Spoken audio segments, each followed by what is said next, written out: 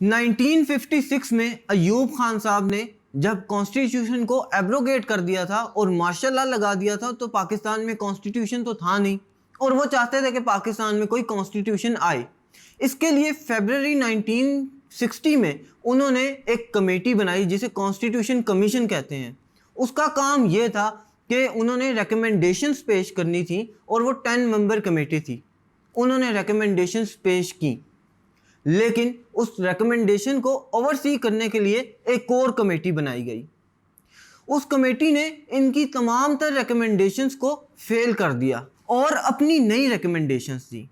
उन रिकमेंडेशंस पर जून 8, 1962 में एक नया कॉन्स्टिट्यूशन बनाया गया जिसे कॉन्स्टिट्यूशन ऑफ 1962 कहते हैं। ये पाकिस्तान में लागू किया गया और इसे पाकिस्तान का सेकंड कॉन्स्टिट्यूशन कहते हैं। अब हम देखते हैं कि 1962 के कॉन्स्टिट्यूशन में क्या क्या चीज़ें थे और इनको कैसे इम्प्लीमेंट किया गया था।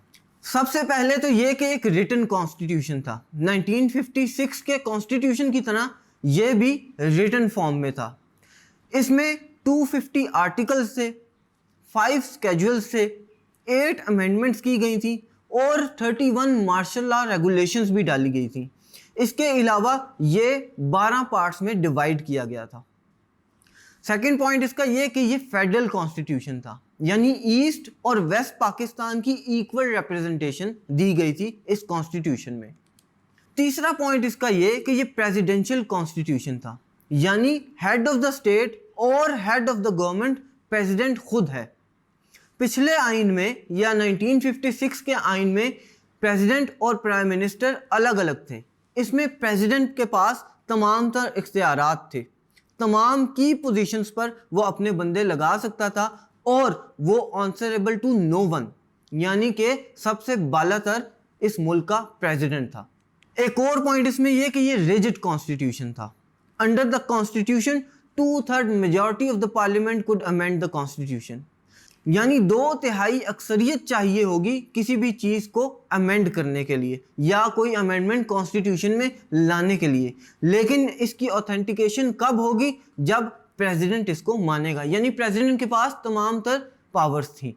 एक और पॉइंट इसमें यह कि पहले कॉन्स्टिट्यूशन की तरह ये भी सिंगल सिटीजनशिप पे था और यूनिकैमरल लेजिस्लेचर था, यानी तमाम तर सूबों को इक्वल रिप्रेजेंटेशन हासिल थी। मेनली ईस्ट पाकिस्तान और वेस्ट पाकिस्तान दोनों को इक्वल रिप्रेजेंटेशन हासिल थी इस कॉन्स्टिट्यूशन में।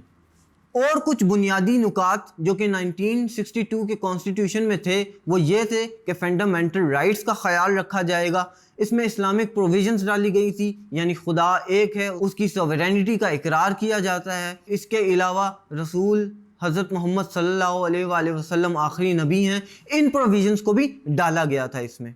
इसके अलावा इस्लामिक एडवाइजरी काउंसिल भी बनाई गई थी। उस काउंसिल का काम यह था कि वो रिकमेंडेशंस देगी, लेकिन वो रिकमेंडेशंस बाइंडिंग नहीं होंगी, वो सिर्फ एडवाइस होगी। इसको बाइंड करना या इसको फॉलो करना ये प्रेसिडेंट की जिम्मेदारी है, या उन पे आयद नहीं होता कि वो करें या ना करें, ये सिर्फ एडवाइस दी जाएगी। जहाँ तक नेशनल लैंग्वेजेस की बात है तो बंगाली और उर्दू दोनों नेशनल लैंग्वेज होंगी और दफ्तरी ज़बान है वो अंग्रेज़ी होगी। ये एक तरह से एक इनडायरेक्ट डेमोक्रेसी भी थी। मैंने डेमोक्रेटिक सिस्टम का आपको बताया था, यानी 80,000 मेंबर्स जो होंगे वो डेमोक्रेसी का सिस्टम बनाएंगे जिसकी बुनियाद पर आगे निज़ाम चलाया जाएगा। इसी तरह ये एक इनडायरेक्ट डेमोक्रेसी बनती थी और ये थी कुछ आइन की खसूसियात। अपने नेक्स्ट लेक्चर में हम देखेंगे कि इलेक्शंस करवाए गए तो उनमें क्या रिजल्ट आया।